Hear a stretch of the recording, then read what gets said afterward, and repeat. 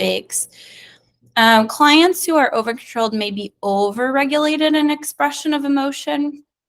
So that's another part of this too, where the therapist in RO encourages candid disclosure and uninhibited expression of emotion, where DBT is really focused on, if you think about DBT's core principles, right, it's going to be emotion regulation, distress tolerance, things like that, where it's really focusing on regulating emotion, where RO is saying, before you regulate, let's actually sit in some of that discomfort, talk about it, explore it, see what it's trying to tell us, express it maybe in order to connect with people, because over-controlled individuals may not be doing enough of that. If you're familiar with DBT diary card, you may be familiar with the hierarchy that gets used. So in filling out a diary card, and you're going to target a behavior to track, you would start by targeting life-threatening behavior, then therapy interfering behavior, and then quality of life interfering behavior. The hierarchy with RO-DBT and the diary card that gets used there, which I'll give you an example of in just a second, is going to be slightly different. So it's still going to say, number one, life-threatening behavior needs to be prioritized. The slight difference there is that it's going to be seen from a social connected lens. So for example, if a life-threatening behavior is related to suicidal ideation or actions of some sort or self-harm, RO kind of has the stance of, if you are trying to get out of living life, we're not trying to connect. And that's kind of counter to the goal with RO. And so in some ways that sounds a little harsh. In other ways, it can be very, we can approach it in a compassionate manner of like, I know that you really value being connected to people, and can we explore how suicidal ideation or these kinds of urges maybe get in the way of that for you. And then in RO, you're going to also focus on therapeutic alliance ruptures. So with over-controlled individuals, they may really, really struggle with feedback. They may really struggle to be challenged because they really want to, I'm talking a little bit generally here too, so this is not every single person, but they may really want to be competent and very good at therapy. And so sometimes that can create a little bit of a therapeutic rupture or conflict. And so RO really says, bring that into the room. That is probably showing up with other connections that they have with other people in their life outside of you as the therapist. So that could be something that you target.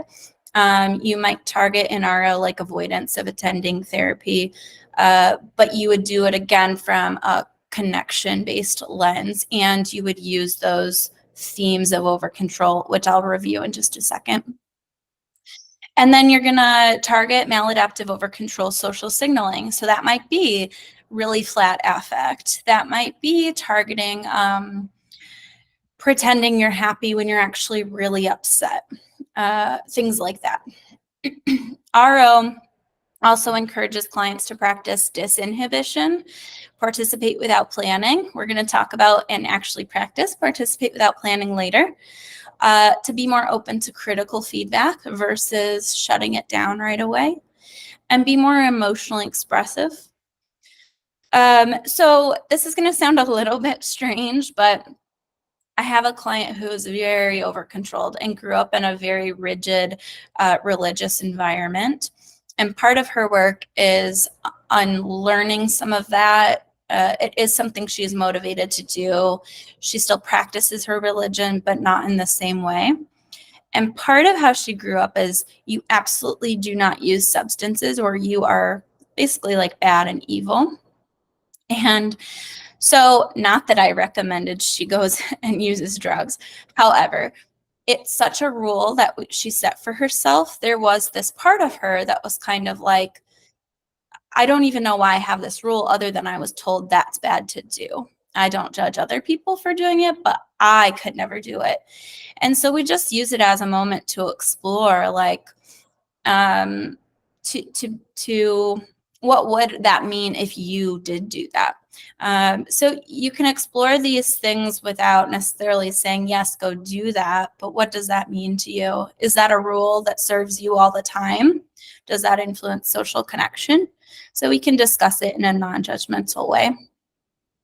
And then RODBT requires therapists to practice radical openness and self-inquiry themselves, which we'll do today, in order to teach them to others. Clients who are over-controlled are unlikely to believe that it's socially acceptable for an adult to play, to relax, to admit fallibility, or openly express emotions unless they see other people doing it or their therapist doing it. So if you are pretty rigid in the way you're doing therapy, if you're not willing to go there and be playful or to own up to your own mistakes or to kind of like be a bit laid back in some ways, they're going to struggle with that too.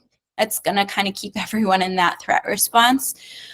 Earlier on in certain settings when I was working as a therapist, because I am over-controlled, this is something I had to be really aware of, because I would come into settings and I'd be like, I want to be the expert and I'm going to learn everything about this and I got the perfect handout. And none of that really matters because I wasn't connecting. And then engagement with clients was not as good. When I loosened that up and I let go of some of that, it got much better. So I've been there. It's tough and something for us to be aware of if we are over-controlled and the therapist in the room. And so we don't want to ask our clients to do something that we're not willing to do or go to a place we're not willing to go ourselves, and that can be uncomfortable. RODBT is less likely than DBT to emphasize skills that teach how to avoid conflict, be more organized, restrain impulses, delay gratification, or tolerate distress, because these skills are already overlearned or engaged in compulsively by a lot of OC individuals. So you might actually in RO be working on just do that thing because you want to do it. And okay, maybe be a little impulsive as long as it's safe and it's not harmful to yourself or anyone. That's okay to loosen that up a little bit from time to time. So I'll pause there just because I know there were some questions about differences between RO and DBT from the last training. Just want to check to see if anyone has questions or maybe thoughts on that before I move forward with the review of over-controlled behavioral themes.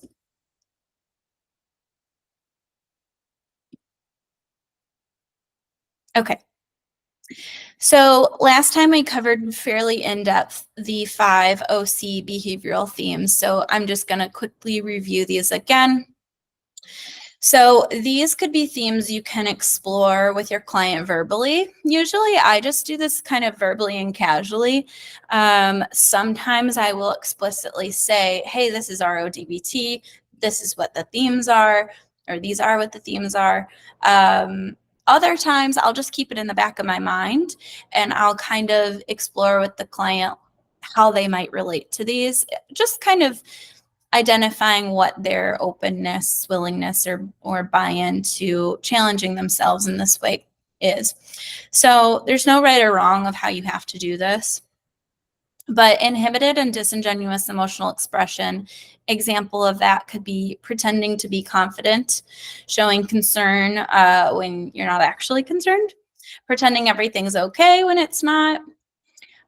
So I have a client, for example, says that often people find her to be confident, though internally she never feels good enough.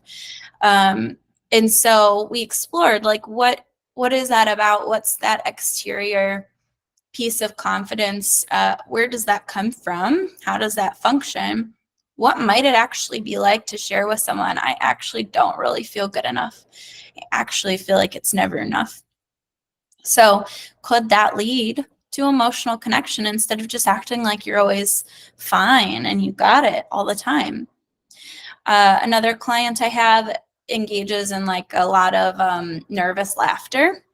So we'll be talking about almost anything, any emotion, and there's usually laughter that comes with it. And so she was recently able to name when I was talking to her about these themes, oh yeah, my nervous laughter is that. I didn't call it out. I didn't say, I notice you do this. I just introduced this theme, and she got there on her own. And that's great, because if, for people that are over controlled, if they can feel like they get to it, that can feel less threatening over someone saying, this is what you are, this is how you are. So questions instead of statements or reflection can be really helpful with over controlled clients. And then hyper detail focus, overly cautious. This can look like there's a right way to do things, there's a wrong way to do things. Fixing the way someone loads the dishwasher, example, telling friends that they're not feeling well to avoid doing something new, or going somewhere that they've never been before, not trusting others to do what they need to do on their own. And this could also be like it feeling vulnerable to show positive emotion. So an example, I have a client who told me the other day, like, Amanda, I weirdly knew you were going to be really proud of me because my daughter came home and she folded her towel in this way that did not make sense. It was not the right way, but I let it go. And I was like, yes. And we really celebrated that win. She let go of it. And so we talked about, with parenting, where are the moments where it's actually a safety concern and you need to step in and say, like, oh, we can't do this? And where can you let your daughter, who's in high school, kind of make her own choices? And the towel's one of them, right? Like, no one's gonna be hurt by folding this towel wrong in my client's mind. And so I just give her these little things to observe. And I say, when they come up, see if you can challenge yourself to let it go. And then just noticing how that's feeling for you. So it's a little bit like an exposure. Rigid and rule governed behavior is going to be like attending parties out of social obligation versus actually wanting to go. Reactions to things that feel unjust. You may see someone who's more over controlled really speak up when they see something unjust. So if they're on the CTA bus and someone does not give up their seat to an elderly passenger, the OC individual might have an emotional expression or reaction because that is morally wrong in their eyes. And so that might be a moment they speak up and express, but otherwise may not. Client examples there, I'll get into kind of as we go. Aloof and distant style of relating. So this could feel like they know a lot of people, not a lot of people know them. They may feel like they don't really have a best friend, may not have someone that they tell everything to that knows their secrets. This could also look like pretending not to hear someone or avoiding apologizing. So it might be a client that says people always come to them with their stuff, like their personal stuff, and people always come to them to ask for help. And that might feel really good for them. They might like being that person, but they may not share in return. And so there's kind of a limit to closeness in that dynamic. And then high social comparison and envy bitterness. So this could be criticizing others to feel more superior, turning the tables to find fault in others, rarely giving praise to others. Like, if I compliment others, then it means they're better than me. This could sound like he's got a promotion and he's not even that good at his job. Things like that. There's also then with this action urges that I'm about to talk about. And there's approach coping and avoidance coping. And approach coping is going to be, well, I'll go to my example. So here's an image of an RO diary card. If you're familiar with DBT diary card, it looks very similar in that it has like these sections for, did you take medications? But what you'll see is a little bit different with it are that there's these sections of social signaling. So if you were going to do a diary card, you would incorporate like valued-based goals, self-inquiry questions. We'll get